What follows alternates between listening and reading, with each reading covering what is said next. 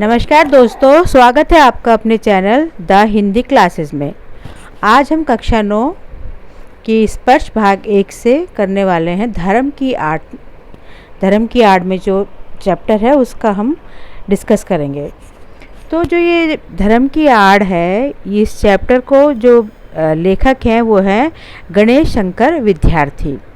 तो विद्यार्थी जी ने इस पाठ के जरिए हमें क्या बताने का प्रयास किया है कि धर्म की आड़ में लेखक ने उन लोगों के इरादों और कुटिल चालों को बेनकाब किया है जो धर्म की आड़ लेकर जन सामान्य को आपस में लड़ाकर अपना स्वार्थ सिद्ध करने की फिराक में रहते हैं। धर्म की आड़ मतलब धर्म के नाम पर अपना स्वार्थ सिद्ध करने वाले हमारे ही देश में हो, ऐसा नहीं है।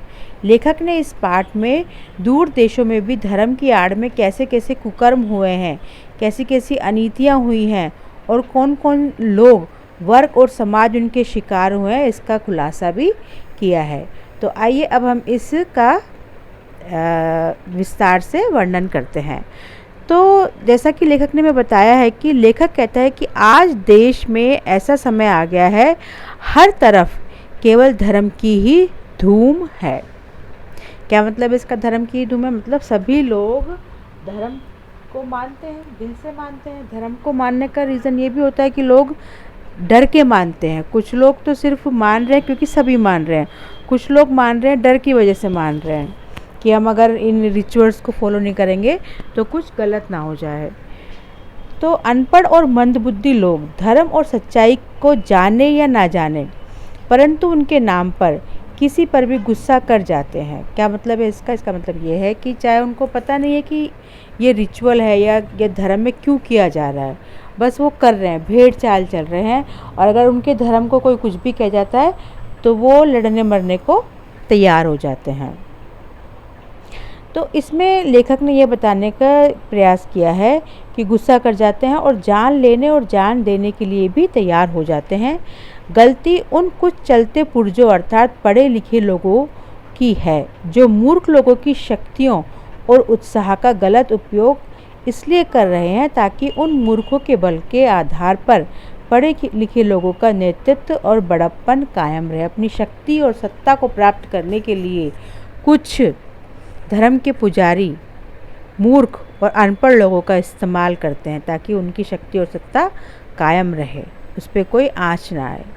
इसके लिए धर्म और सच्चाई की बुराइयों से काम लेना उन्हें सबसे आसान लगता है। हमारे देश के साधारण से साधारण आदमी तक के दिल में यह बात अच्छी तरह बैठी हुई है कि धर्म और सच्चाई की रक्षा के लिए प्राण तक दे देना बिल्कुल सही है। तो लेखक ने इन सब चीज़ों के बारे में बहुत गहराई से बताया है कि ऐसा क्यों हो रहा है, क्योंकि हमारे दिलों में ये बात बैठी हुई है। मतलब हमारा कहीं ना कहीं से ये रूट है, हमने कहीं ना कहीं से ये देखी है, बचपन से चीज़ें सीखी हैं कि धर्म और सच्चाई बहुत बड़ी चीज़ें हैं। इसके लिए हमेशा हमें तत्पर रहना चाहिए और इसके लिए हमें अपनी जान तक भी न्यौछावर कर देनी चाहिए। पाश्चात्य देशों में धनी लोगों की गरीब मजदूरों की झोपड़ी का मजाक उड़ाते, ऊंचे ऊंचे मकान आकाश से बातें करते। अब देखिए, पाश्चात्य देशों में धर्म का हिसाब कम होता है। वहाँ पर क्या होता है कि अमीर लोग गरीब लोगों का खून चूसते हैं। मतलब अमीर लोग जो हैं वो गरीबों का मजाक बनाते हैं, गरीबों का शोषण करते हैं और अपनी धन संपत्ति को आगे बढ़ाते रहते हैं। तो लेखक ने आगे ये बताया कि गरीबों की कमाई ही से अमीर होते जा रहे हैं और उन गरीब मजदूरों के बल से ही वे हमेशा इस बात का प्रयास करते हैं कि गरीब सदा चूसे जाते रहें ताकि वे हमेशा अमीर बने रहें। गरीबों का धनवान लोगों के द्वारा शोषण किया जाना इतना बुरा नहीं है जितना धनवान लोगों का मजदूरों की बुद्धि पर वार करना है।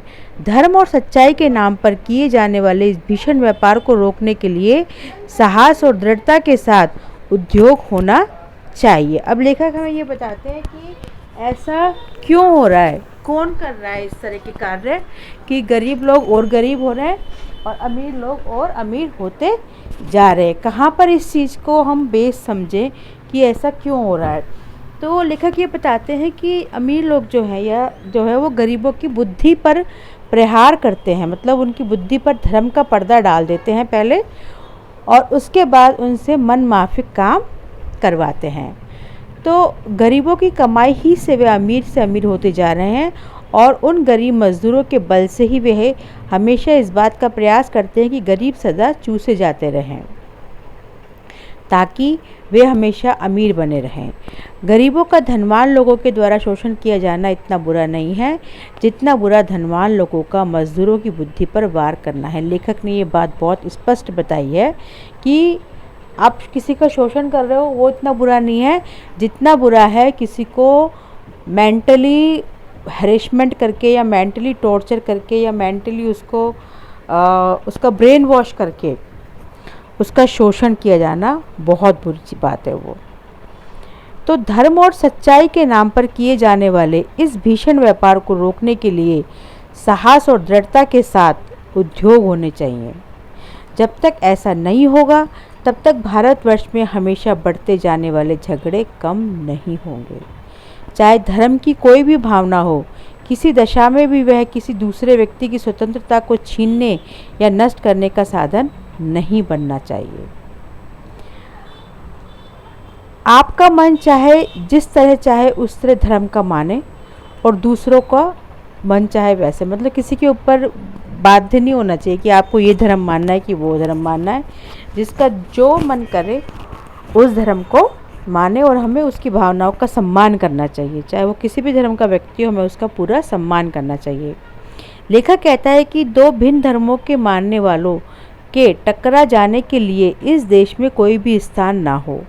देश की स्वतंत्रता के लिए जो उद्योग किया जा रहा हो, देश की स्वतंत्रता के लिए जो उद्योग किया जा रहा था, उसका यह दिन बिना किसी शक से कहा जा सकता है कि बहुत बुरा था, जिस दिन स्वतंत्रता के क्षेत्र में पैगंबर या बादशाह का प्रतिनिधित्व मुल्ला, मौलवी और धर्मचारियों को स्थान दिया जाना आवश्यक समझा गया। अर्थात कहने का मतलब है, जिस दिन सत्ता में धर्म के आधार पर लोगों को बैठाया जाने लगेगा, उस दिन वह स्वाधीनता या स्वतंत्रता के लिए अच्छा नहीं होगा।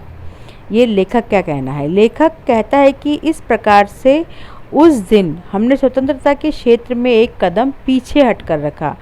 तो हमें सत्ता में अगर किसी को बैठाना है तो उसकी काबिलियत के आधार पर, उसके गुणों के आधार पर बैठाना चाहिए, ना कि उसको उसके धर्म के आधार पर परख करके उसको सत्ता में बैठाना चाहिए। अपने उसी पाप का फल आज हमें भोगना पड़ रहा है, क्योंकि आज धर्म और ईमान का ही बोलबाला है। लेखक कहता है कि महात्मा गांधी धर्म को सर्वोच्च स्थान देते थे। वे एक कदम भी धर्म के बिना चलने के लिए तैयार नहीं थे, परंतु गांधी जी की बात पर अमल करने से पहले प्रत्येक आदमी का कर्तव्य है कि वे भली भांति समझ लें कि महात्मा गांधी के धर्म का स्वरूप क्या है। हम गांधी जी को तो जानते हैं, हम समझते हैं कि वो हिंदू, मुस्लिम, सिख, ईसाई नहीं थे। उनका धर्म क्या था? गांधी जी कहते थे कि अजा देने, शंख बजाने, नाक दबाने और नमाज पढ़ने का नाम धर्म नहीं है। शुद्ध आचरण और अच्छा व्यवहार ही धर्म के स्पष्ट चिन्ह है। गांधी जी क्या मानते थे? अगर किसी का आचरण शुद्ध है, अगर किसी का व्यवहार अच्छा है, तो वह मतलब धर्म के रास्ते पर चल रहा है, वह बंदा धार्मिक है। धार्मिक अनुष्ठानों को पूरा करने वाला ही धार्मिक नहीं होता है। अपनी अच्छाई, सच्चाई, सफाई, ईमानदारी, प्यार के बल पर आगे बढ़ने वाला व्यक्ति सच्चा धार्मिक होता है, क्योंकि उसने इंसानियत के धर्म को अपनाया है, उसने आत्मा के धर्म को अपनाया है। जो उसके अंदर बैठी हुई जो आत्मा है, अगर उसको अपना के चलेगा तो वही गांधी जी के हिसाब से सच्चा धार्मिक कहलाएगा।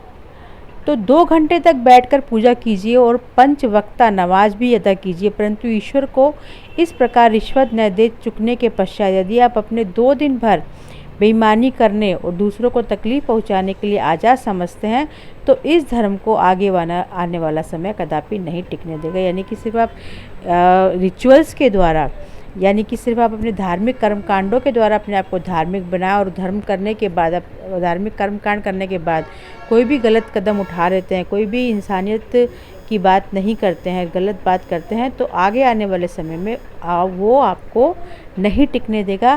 कहने का तात्पर्य यह है कि यदि आपका आचरण दूसरे के लिए सही नहीं है, तो आप चाहे कितने भी पूजा अर्चना नमाज आदि पढ़ लें, कोई फ़ायदा नहीं होगा।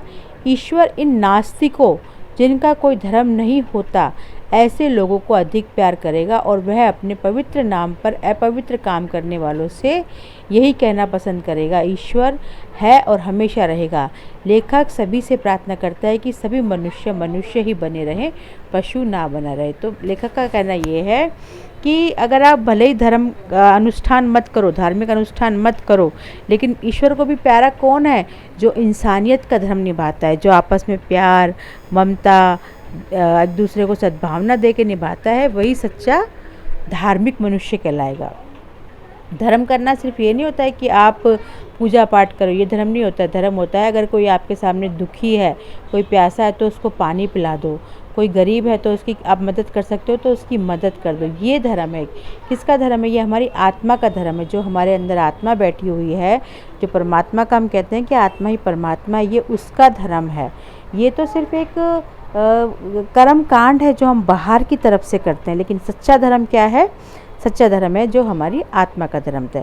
तो ये था हमारा पाठ का सार। अब आइए हम इसके कुछ प्रश्न उत्तरों की तरफ बढ़ते हैं। तो हम लिखित से शुरू करते हैं कि लिखित प्रश्न उत्तर कौन कौन से हैं।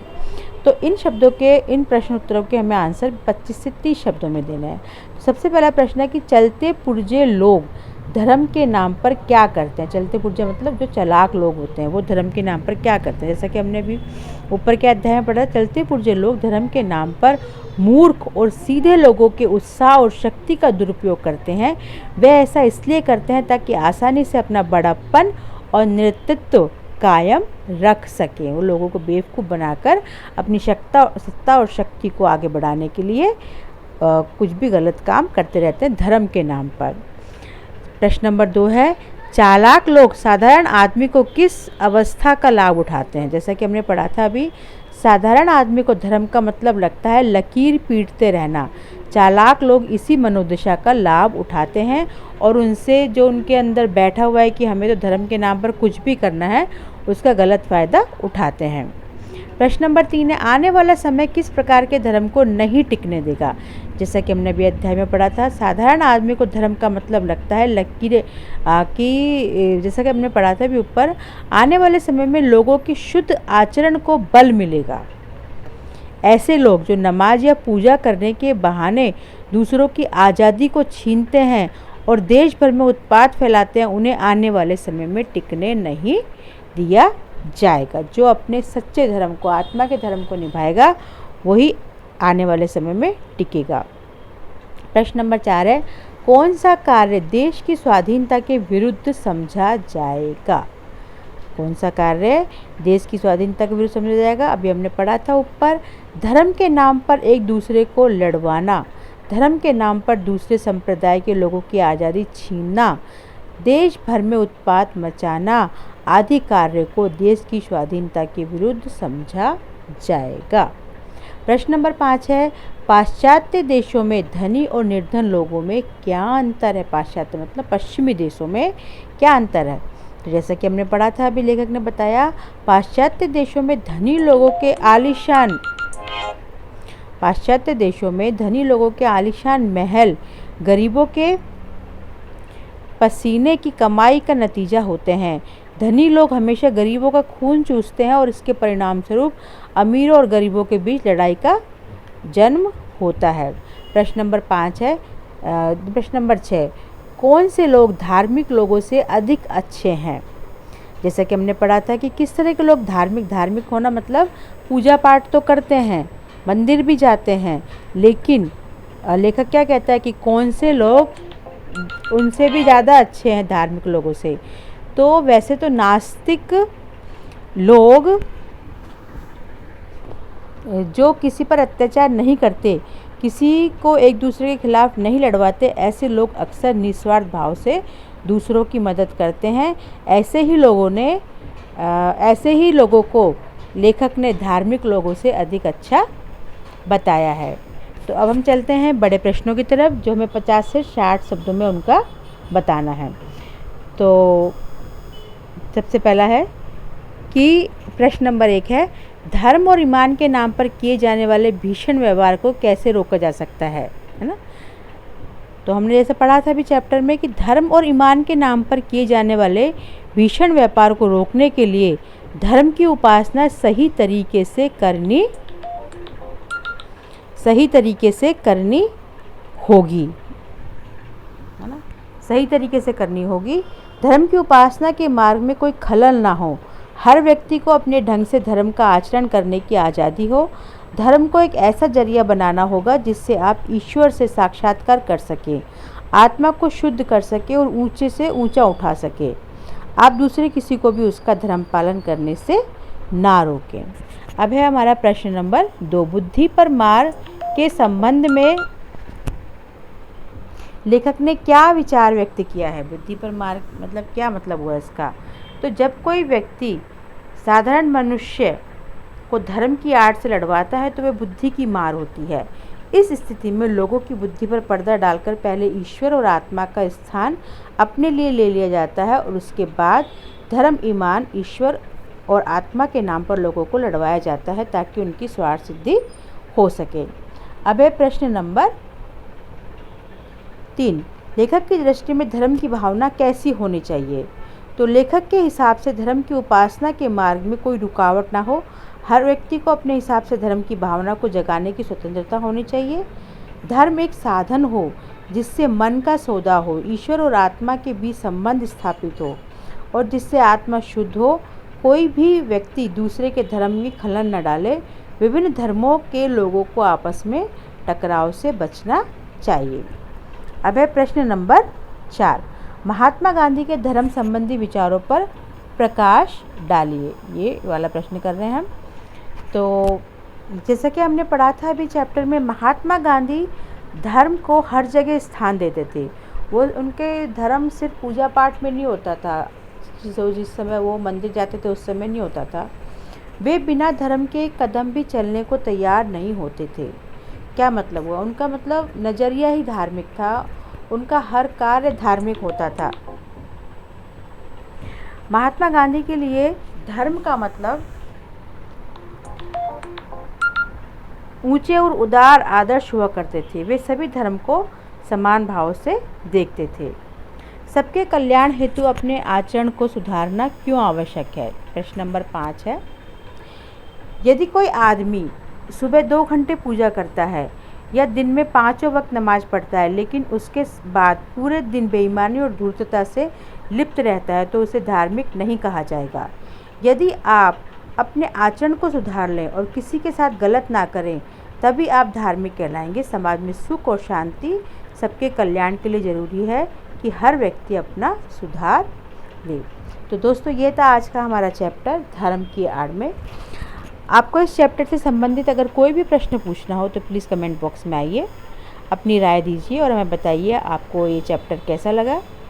और कोई भी सुझाव देना है तो प्लीज़ आइए और बताइए। कोई भी प्रश्न पूछना है तो पूछिए।